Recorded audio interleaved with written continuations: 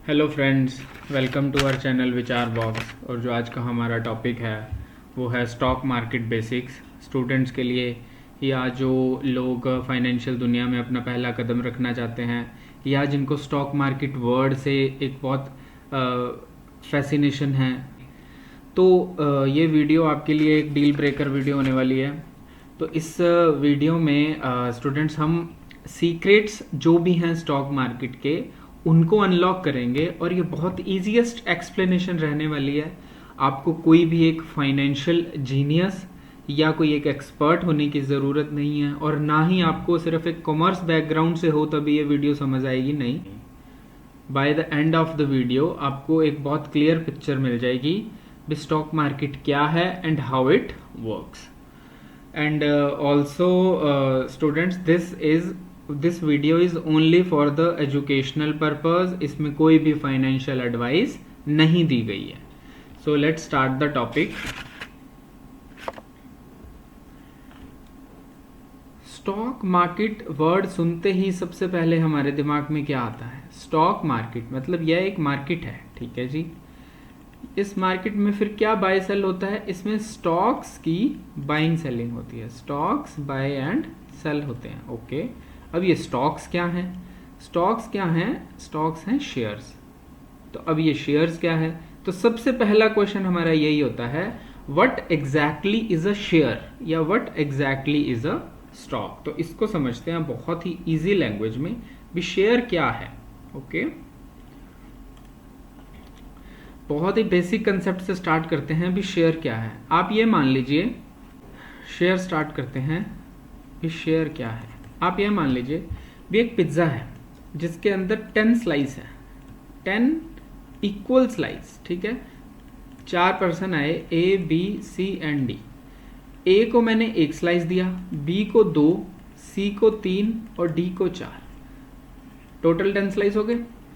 अब अगर मैं ये 10 इक्वल स्लाइस ऑफ पिज्ज़ा को बोलूँ भी यह एक कंपनी है, तो इस कंपनी में जो एक अगर 10 इक्वल स्लाइस है तो 10% किसके पास है? ए के पास। 20% किसके पास है? बी के पास 20%, और सी के पास 30% एंड डी के पास 40%। ये इस तरह से इनकी ऑनरशिप बटी हुई है। अगर इस कंपनी के मैं 10 हिस्से कर दूं या मैं बोलूं भी ये कंपनी है, इसके मैंने टोटल 10 इक्वल पार्ट्स कर दिए जिनको हम बोलेंगे 10 इक्वल शेयर्स, ठीक है जी। इनके हमने 10 इक्वल शेयर्स कर दिए। तो ए के पास कितने शेयर है इस कंपनी का? 1 शेयर है। बी के पास 2 शेयर्स हैं, सी के पास 3 शेयर्स हैं एंड डी के पास 4 शेयर्स हैं। इसी तरह इस कंपनी के टोटल 10 शेयर्स हैं। कंपनी 10 शेयर्स में बटी हुई है, 10 इक्वल पार्ट्स में, यानी कि 10 इक्वल शेयर्स में बटी हुई है company. And A B C D के पास 4, 3, 2 और 1 इस तरह से शेयर्स है। तो इसी तरह से इनकी ऑनरशिप रहेगी। तो जो शेयर्स है वो एक कंपनी का ओनरशिप होता है। इसको हम समझते हैं, यहां देखिए। अ शेयर क्या है? A share means a small unit of ownership. एक ओनरशिप कंपनी की एक स्मॉल यूनिट, हम उसको इक्वली बांट देते हैं। मैंने आपको बिग पिज्जा की अभी एग्जांपल दी। अब मैं आपको एक रियल एग्जांपल से दिखाता हूं। ये आप ये देखिए, हम रिलायंस पे चलते हैं। अब रिलायंस में हम एक चीज नोटिस कर सकते हैं, जो मार्केट कैप है रिलायंस का, दैट इज 2068,167.79 करोड़, ठीक है। 20 लाख करोड़ का मार्केट कैप है, यानी कि जो कंपनी की वैल्यू है, रिलायंस कंपनी की जो वैल्यू है वो 20 लाख करोड़ है। और ये कितने भागों में बटी हुई है? नंबर ऑफ शेयर्स कितने हैं इसके? 1353.25 करोड़ शेयर्स। तो मैं कह सकता हूं 20 लाख करोड़ की कंपनी, और वो कितने शेयर्स में बटी है? 1353 करोड़ शेयर्स में। तो एक शेयर की वैल्यू क्या रहेगी? ये हम एक कैलकुलेटर से देखते हैं। हम ये देख सकते हैं 2068,167.79 करोड़ की कंपनी, अगर ये इसकी वैल्यू है कंपनी की, और शेयर्स कितने हैं? 1353.25। तो अगर मैं देखता हूं तो एक शेयर की वैल्यू कितनी आती है? एक शेयर की वैल्यू है 1528 रुपए। तो आज का जो मार्केट का वो भी क्या है? 1528 रुपए। क्लियर है? हम ये देख सकते हैं भी कंपनी के टोटल वैल्यू क्या है कंपनी की, और कंपनी के कितने शेयर्स में वो कंपनी बटी हुई है, उसी हिसाब से उसकी शेयर की वैल्यू रहती है।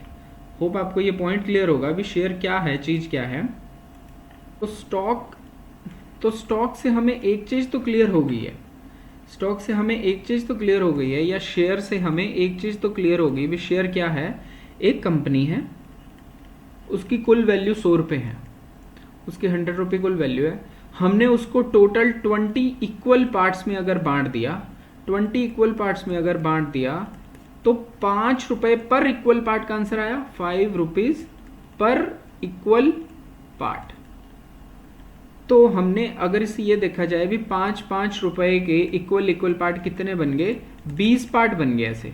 तो जो बंदा एक पार्ट ऑन करेगा ही हैज 1 शेयर, जो बंदा 2 पार्ट ऑन करेगा उसके पास है 2 शेयर। तो उसकी जो ऑनरशिप है वो भी उसी हिसाब से रहेगी। होप आपको क्लियर होगा भी शेयर चीज क्या है। ठीक है, नेक्स्ट पे चलते हैं। अब व्हाट इज डीमैट अकाउंट। अब ये डीमैट अकाउंट क्या है, ये टर्म हमने बहुत बार सुनी होती है। ये डीमैट अकाउंट क्या है, डीमैट अकाउंट समझते हैं। जैसे आप अगर फॉर एग्जांपल एक पर्सन है ए, वो अगर बैंक में पैसे जमा करना चाहता है, he want to deposit money in the bank, bank में पैसे जमा करना चाहता है, तो उसके लिए उसको एक बैंक में एक अकाउंट खुलवाना बहुत ज़रूरी है। उसका कोई भी सेविंग, करंट या कुछ भी अकाउंट होना ज़रूरी है।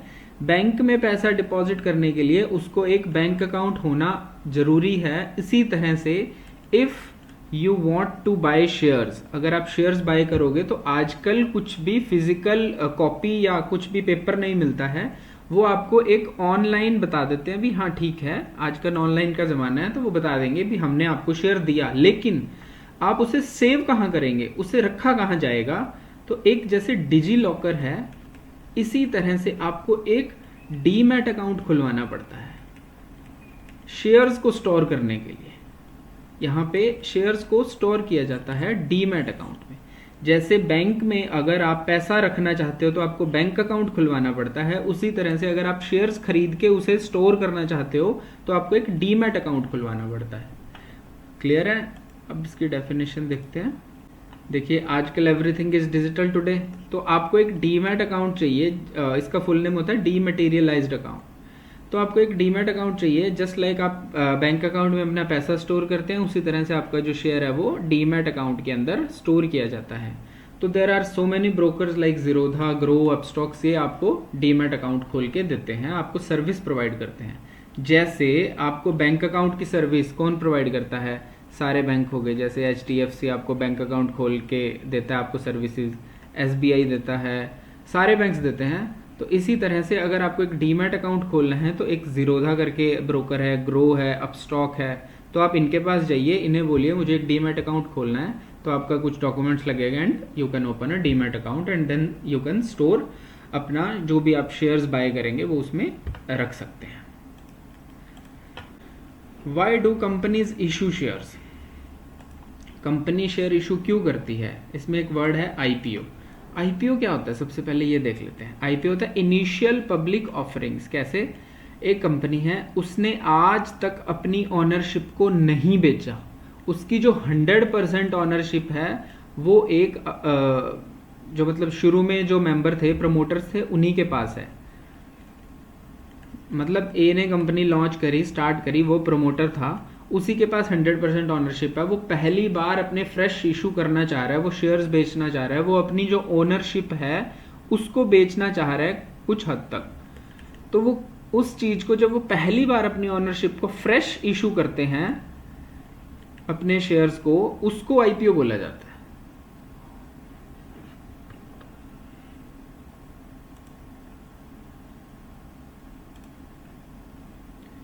जैसे रीसेंट एग्जांपल हमने देखा, रीसेंट प्रोमिनेंट इंडियन IPOs कुछ आए थे, उन्होंने कैसे, जैसे जोमेटो ने अभी अपना IPO लॉन्च करा था एंड डिफरेंट कंपनीज ने अपना IPO लॉन्च करते हैं। Why do companies issue shares. Company share issue क्यों करती है, तो to raise large amount of capitals from many small investors. अब इसे समझते हैं कैसे, ये मैं आपको क्लियरली बताता हूं। एक कंपनी है, आप कोई भी कंपनी ए, ठीक है, कंपनी ए की वैल्यू है 100 रुपीज़। ओके, अब क्या है, इस कंपनी ने अपनी 100 रुपीज़ की वैल्यू को 100 इक्वल पार्ट्स में बांटा हुआ है। तो इसके शेयर्स कितने हुए, उसका 100 शेयर्स हुए, जिसकी 1 रुपये पर शेयर की वैल्यू है। ओके, अब कंपनी को चाहिए कुछ कुछ पैसा। अब कंपनी के पास क्या ऑप्शन है, कंपनी को ग्रो करना है, उसे पैसा चाहिए, तो कंपनी क्या कर सकती है, कंपनी बोरो कर सकती है। या तो कंपनी जाएगी बैंक के पास या कोई फाइनेंशियल इंस्टीट्यूशंस के पास, कहेगी हमें वही पैसा बोरो करना है। लेकिन कंपनी और क्या कर सकती है, कंपनी कहेगी भी मैं मेरे शेयर्स बेच दूंगी। दैट मीन्स वो अपनी ओनरशिप बेच रहा है। कंपनी क्या करेगी, कंपनी अपनी ओनरशिप बेच रही है। अब कंपनी की वैल्यू 100 रुपीज़ है, उसका एक शेयर 1 रुपये का है। कंपनी आईपीओ निकालती है, that is initial public offer. Public को बोला जाता है, उनके लिए एक ऑफर आता है भी कंपनी अपना शेयर बेचना चाहती है 2 रुपीज़ पर शेयर पे। वो कहते हैं भी हम अपना जो शेयर है वो 2 रुपये पे बेचेंगे, कोई खरीदना चाहता है तो बताओ। तो ये जो कंपनी ए है, 3 इन्वेस्टर्स हैं, एक्स, वाई एंड जी। इनको पता है भी ये कंपनी एक प्रोडक्ट में डील करती है जो आने वाले फ्यूचर में बहुत अच्छा काम करेगा। तो एक्स वाई जी को लगता है भी हम इस कंपनी के अगर हिस्सेदार बन जाएं, हम इस कंपनी के अगर ओनर बन जाएं, तो हमें फ्यूचर में बहुत बेनिफिट होगा। तो वो 2 रुपये पर शेयर के हिसाब से इनसे खरीद लेते हैं। तो अब कंपनी ने क्या करा, अपने अगर इन्होंने इनको शेयर्स बेचे होंगे एक्स, वाई और जी को, तो इन्होंने इनसे पैसा उठाया होगा। अब जब एक्स, वाई और जी से पैसा उठा लिया तो इन्हें कोई भी इंटरेस्ट नहीं देना पड़ेगा।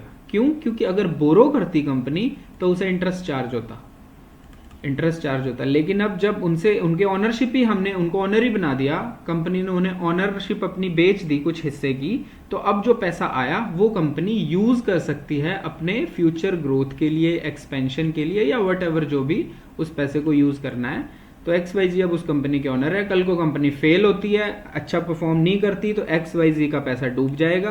अगर कंपनी अच्छा ग्रो करती है तो एक्स वाई जी का पैसा बढ़ता हुआ मिलेगा। इससे कंपनी को इंटरेस्ट भी नहीं देना पड़ा और उन्होंने कैपिटल भी उठा ली, दैट मीन्स पैसा भी उठा लिया। क्लियर। नेक्स्ट जो हम टॉपिक देख रहे हैं that is NSC versus BSc. अब ये एनएससी क्या है, बीएससी क्या है, इसे देखते हैं।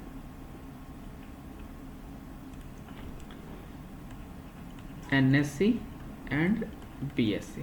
अब हमने ये तो बोला अभी जो शेयर्स हैं वो बाय और सेल होते हैं स्टॉक मार्केट में। एनएससी और बीएससी है क्या, NSC is national stock exchange. यह एक तरह की मार्केट प्लेस है जहां पे शेयर्स को बाय और सेल किया जाता है, यानी कि स्टॉक्स को एक्सचेंज किया जाता है। इसका नाम है स्टॉक एक्सचेंज। बीएससी है बॉम्बे स्टॉक एक्सचेंज।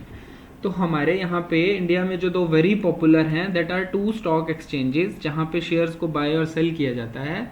जैसे आपके पास कोई भी कमोडिटी है, फॉर एग्जांपल एक पर्सन वेजिटेबल में डील करता है, तो उसको अपनी सब्जी बेचने या खरीदने के लिए सब्जी मंडी जाना पड़ेगा, यानी कि जो उसका कमोडिटी है, जो प्रोडक्ट है, उसकी एक्सचेंज एक पर्टिकुलर जगह पे होती है। उसी तरह से जो स्टॉक्स हैं, शेयर्स हैं, उनका जो एक्सचेंज है वो एक पर्टिकुलर जगह पे होता है, that is NSC and BSc.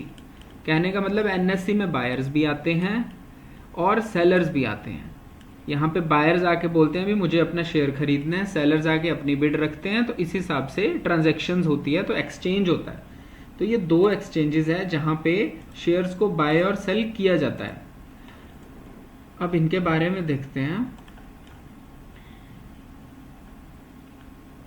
NSC is modern and has high trading volume. NSC अभी लॉन्च हुआ है, अभी स्टॉक एक्सचेंज चला है ये, तो इसकी ट्रेडिंग वॉल्यूम भी ज़्यादा है और ये मॉडर्न है। बीएससी सबसे ओल्डेस्ट है, ये 1875 में स्टार्ट किया गया था। आज भी इसमें ट्रेडिंग होती है, बहुत हैवीली ट्रेडिंग होती है, और लोग एनएससी को ज़्यादा प्रेफर करते हैं बिकॉज ये मॉडर्न है, इसकी स्पीड भी बेटर है, यहाँ पे लिक्विडिटी भी बेटर है। लिक्विडिटी बेटर होने का मतलब है यहाँ पे बहुत ज़्यादा लोग आते हैं, तो जब ज़्यादा लोग आएंगे, ज़्यादा बिड्स लगेंगी, तो लिक्विडिटी उतनी ज़्यादा रहेगी। ये इनकी ऑफिशियल वेबसाइट्स है nscindia.com एंड bsindia.com। मैं आपको एक बार इनकी वेबसाइट भी दिखा देता हूँ।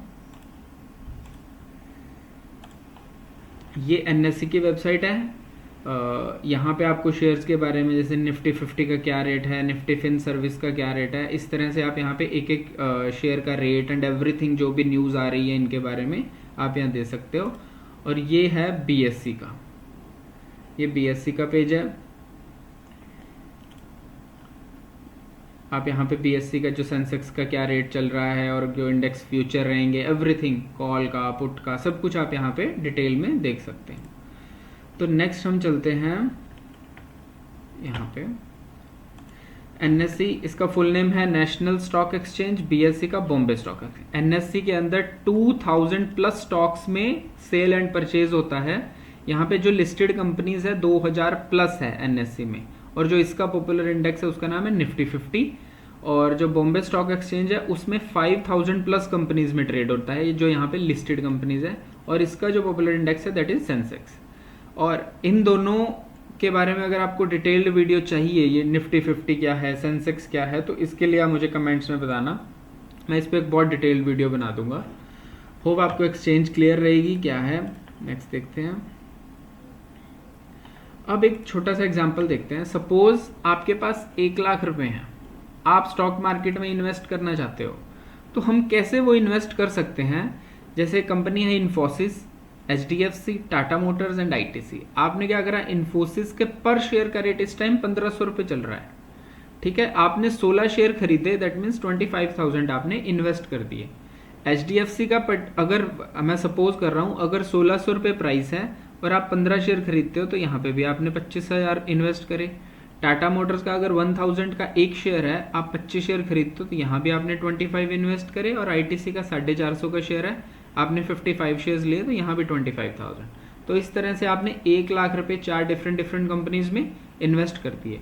Infosys IT company, HDFC bank finance से रिलेटेड आ गई है, इसी तरह से आपने डिफरेंट कंपनीज में करे। नेक्स्ट 3 मंथ्स में क्या होता है, आपके जो स्टॉक्स हैं वो 10% अप चले जाते हैं, तो आपका जो 1 लाख है वो 1,10,000 बन जाएगा। So that's 10,000 profit just because आपने एक स्मार्ट इन्वेस्टमेंट करी। क्लियर है। अब देखते हैं स्टॉक मार्केट है क्या। ठीक है, स्टॉक मार्केट क्या है, यह एक मार्केट प्लेस है। ओके, मार्केट प्लेस है, बट ये एक फिजिकल प्लेस नहीं है, यह कोई भी एक फिजिकल प्लेस नहीं है। इट्स अ नेटवर्क जहां पे शेयर्स बॉट एंड सोल्ड किए जाते हैं, खरीदे और बेचे जाते हैं। आप एक बहुत सुपर एडवांस्ड OLX या Amazon के बारे में सोचो भी, जैसे OLX पे सेल परचेज होता है, वैसे ही एक बहुत एडवांस्ड ऑनलाइन एक्सचेंज है जहां पे शेयर्स बाय एंड सेल होते हैं।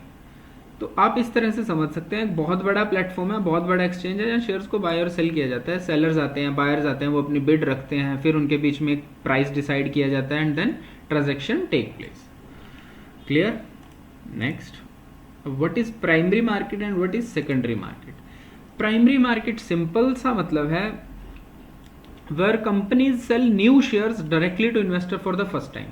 कोई एक कंपनी है A, उसकी 100% अभी तक ऑनरशिप है प्रमोटर्स के पास, प्रमोटर्स ने अभी तक एक भी शेयर नहीं बेचा कहीं भी, सब कुछ उन्हीं के पास है।